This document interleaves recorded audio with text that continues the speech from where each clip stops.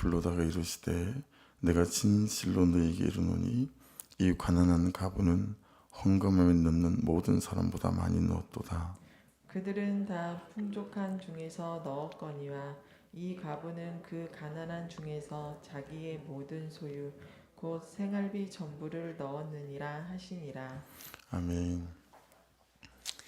우리가 일기 때 해보니까요, 처음에는 큐티만 했어요.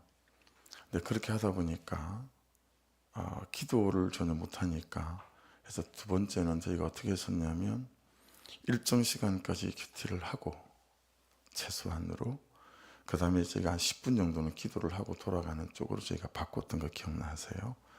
그렇게 했었는데, 그래서 일단 오늘 최대한 제가 여러분에게 좀 도움을 드리는 걸 최소한으로 하고, 여러분들이 큐티하고 한번 해보자고 일단 해보고, 시간을 좀 가늠해서 저희가 지혜롭게 그렇게 잘, 큐티만 하고 돌아가는 거는 저번에 해보니까 좀 어려움이 있더라고요. 10분이라도 말씀을 붙잡고 기도하고, 그래서 말씀이 내면화되어진 상태로 하루를 출발하는 게 너무 좋겠다, 그렇게 생각되시고, 하루에 한 가지씩, 여러분 큐티는 새벽에 하든가 아침에 해야 합니다. 그래서 새벽에 하고 그 말씀을 붙잡고 하루를 살아가는 거죠. 그렇게 되어져야 되니까요. 그렇게, 왜냐하면 큐티를 저녁에 하든가 하루 중에 그냥 점심때 시간 날 때 하든가, 이건 그렇게 되면 안 될 것 같아요. 바꿔서 꼭 새벽이나 아침에 해서 그 말씀을 붙잡고 하루를 이렇게 살아가는 거, 그렇게 해야 될 것 같다 싶습니다. 말씀 보시죠. 제게 어제 적용은 그냥 월요일 날에는 주일 말씀을 적용점을 삼으면 될 것 같아요. 그래서 요거 다 받으셨죠? 앞에 이름 꼭 쓰시고요. 이게 지금 3주치를 한꺼번에 다 만든 거거든요. 이름을 쓰시고, 온라인으로 보시는 분들도 이름을 쓰시고, 그리고 넘겨보시면 또 조금 바꿨어요. 계속 제가 개인적으로 써보니까요. 그래서 여러분들 큐티 나누는 것들을 이렇게 좀 리스트를 해보니까, 나는 12절 말씀에서요, 한번 따라해 보십시오. 나는 12절 말씀에서요, 꼭 큐티를 그렇게 나누셔야 됩니다. 어디 말씀에서요. 제가 저하고 하는 분들에게는 항상 제가 부탁을 하잖아요.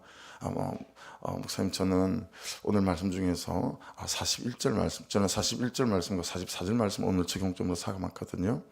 저는 오늘 41절 이 말씀에서 항상 말씀에서 근거가 나와서 거기에서 내 적용점이 만들어져야 돼요. 그러니까 큐티를 책을 이렇게 잘 하지 않으시고 그냥 새벽 설교만 들으시고 큐티를 적용을 하다 보니까 몇 절 말씀에서요, 이게 안 돼요. 그러니까 몇 절 꼭 말씀에서요, 이렇게 해서 말씀 구조를 거기다 적게끔 만들어 놨죠. 두 번째 뭐예요? 지묵하음이에요. 그렇죠? 지금 오늘 내가 묵상한 이 성경 말씀 중에서 하나님이 내게 말씀하시는 하나님의 음성, 그걸 거기다 지묵하음에다 적는 거죠.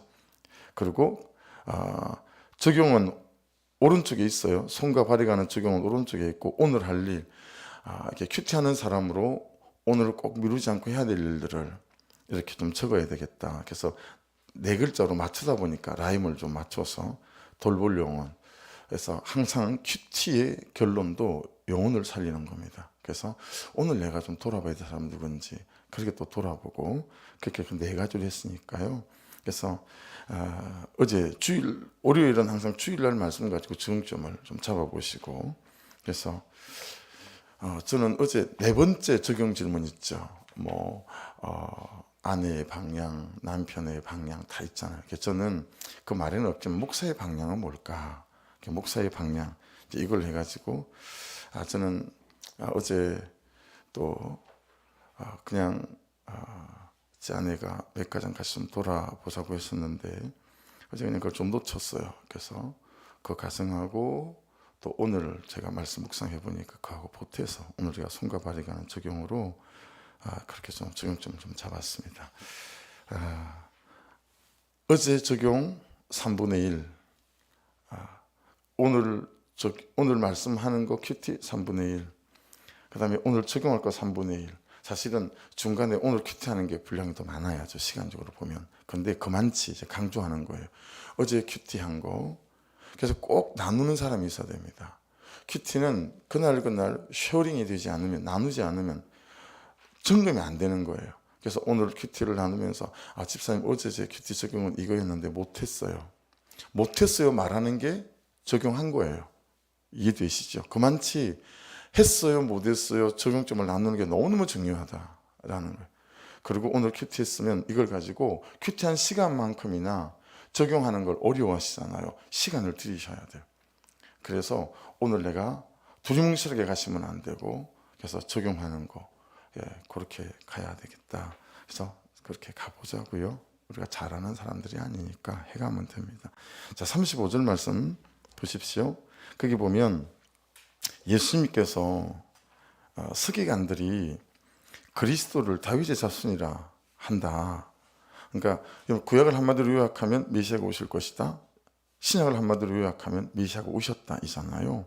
근데 지금 서기관들이 뭐라고 말하냐면 메시아가 오실 것인데, 그게 그리스도는 지금 예수님을 말하는 게 아니에요. 그 그리스도는 메시아를 말하는 거예요. 구약에서는 계속 유대인들이 메시아가 오실 거라고 성경에 기록되어 있으니까요. 그래서 그게 그리스도는 가로 메시아 이렇게 해놓으면 이해가 더 맞습니다. 그래서 서기관들이 뭐라 그러냐면 메시아가 오실 건데 꼭 다윗의 가문에서 오실 거다라고 얘기하더라. 그 얘기를 한 거예요. 시편 110편 1절에 있는 말씀을 이제 36절에서 인용을 하는데, 36절 보십시오. 주께서, 이건 하나님이에요. 네, 이건 다윗이고요. 다윗이 한 말을 지금 예수님이 인용하신 거거든요. 그 다음에 주께, 이건 이제 메시아, 유대인들이 볼 때는 메시아고 지금 우리가 볼 때는 예수님인 거죠. 그래서 주께서, 하나님이 다윗이 지금 내 주께 이러잖아요. 그렇죠? 이러시되 내가 또 하나님이죠. 내 원수를, 예수님의 원수를 내 발 아래, 예수님 발 아래 둘 때까지, 이건 재림을 말하시는 거고, 내 우편에 앉아서라 하셨도다 하였느니라. 그렇게 보시면 36절은 다윗이 시편 110편에서 한 말을 예수께서 인용하신 거예요. 인용하신 건데 37절을 보십시오. 다윗이 그리스도를 주라 하였다. 여러분, 예수님 전에 다윗은 1000년 전의 사람이에요. 1000년 전에. 근데 1000년 전에 할아버지가 1000년 뒤에 있을 후손의 자손의, 그죠? 손자의 뭐 몇 대, 제가 따져보니까 70살 정도 살면 16대 손 정도 되겠더라고요. 16대 손 되는 손자한테 그분이 내 주님이시다, 이렇게 말하는 게 말이 안 되잖아요. 그죠? 다윗이 예수님을 그렇게 불렀다 이거죠. 그래서 어떻게 다윗이 그 손자의 16대 손을 나의 주님이라고 말할 수 있냐, 이제 그렇게 말씀하시면서 예수 그리스도가 지금 내가 너희들이 기다리던 메시아이다, 이제 이런 것들을 말하는 거죠. 근데 서기관들이 모르잖아요. 그래서 이 부분에서 여러분들이 적용점을 잡아본다면 기도도 적용점이 될 수 있겠죠. 하나님, 항상 제 눈이 열리고 심령이 열려서 정말 예수가 주로 메시아로 내 삶의 모든 것에 은혜를 주시고 기적을 주시는 분으로, 뭐 이렇게 우리가 적용점을 잡아가면 될 수 있을 것 같고요. 그 다음에 이제 서기관들에 대해서 나와요. 38절부터 이 사람들은 긴 옷을 입고 다니는 걸 좋아한대요. 이건 여러분 과시하는 거예요. 자기의 경건을 과시하는 거. 적용점을 잡아볼 수 있죠. 나는 뭐 하나 하고 나면 뭐가 많이 과시하는 게 있나? 이 남자들한테는 다 이렇게 허풍 떠는 게 있거든요. 뻥치는 게. 저도 예외가 아니에요. 시장에서 문안받는 것과, 이건 옛날에 여러분 이 당시 시장은 단지 물건을 사고 파고 하는 데가 아니고요. 여기에는 어떤 자신들의 사회적 지위나 출세를 가늠하는, 이제 그래서 문안받는 거, 아이고 뭐 인사하고 이런 거 있잖아요. 그래서 긴 옷을 입고 다니는 것들도 마음의 문제고 행동의 문제이기도 하지만 세상에서 문안받는 것도 이제 그런 거예요. 이 서기관들은 자기를 드러내고 과시하고 포장하고 뭐 이런 거. 39절에도 보십시오. 회당의 높은 자리. 이제 이게 옛날 성경에는 상좌 이렇게 돼 있어요. 여기에 뭐가 있냐면 항상 회당의 제일 높은 자리에는 토라가 들어 있었어요. 모세오경 토라, 이게 들어 있었기 때문에 이 회당의 가장 높은 자리는 그만큼 자기 어떤 위치를 드러내는 어떤 교만이나 오만이나 근데 그런 걸 좀 말하는 거예요. 근데 서기관들이 지정석으로 생각을 했다라고 해요. 자기 어떤 권위를 내세우는 장소이죠. 이런 것들도 내가 남편으로, 아버지로, 부모로서 또는 회사에서 그죠? 부하 사원들에 대해서 이렇게 또 적용점을 가져갈 수 있는 부분이 될 수 있겠죠. 잔치 윗자리를 원하는 여러분 옛날 유대인들은 잔치를 할 때 이렇게 좀 높은 자리에 윗자리가 있었대요. 그래서 거기 앉으면 그날 잔치 온 사람들이 다 보이는데 이건 잔치를 배설한 사람이 예를 들어 회갑이다 그러면 회갑의 주인공이거나 이런 또 결혼식 연회면 뭐 혼주나 이런 사람들이 앉는 자리나 가장 나이가 많은 연장자들이 거기에 앉는 자리였는데 서기관들은 안 그랬다는 거예요. 그런 집 오면 빗기라 그러고 자기들 거기 앉아야 되고 뭐 이런 거죠. 그래서 서기관들이 어떤 사람들인지 대충 아시겠죠. 말씀에서 말씀하는 거. 근데 여러분 따져보면 내 안에 이런 거 있어요. 우리 안에. 네. 전 목사로서 누가 내 영역을 침범하는 것 같으면 그죠? 여러분들도 그런 거 있으시잖아요. 이건 자존심과 관련된 문제고, 그죠?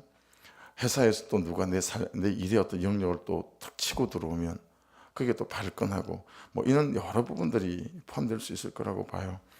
그러니까 이용하는 거죠. 예, 섬김으로 쓰지 않고 내게 주신 것들을 이용하는 거죠. 자기를 높이고 드러내는 일에 이제 그런 말씀들이 남아 있고 그 다음에 이제 가부의 헌금에 대해서 나오죠.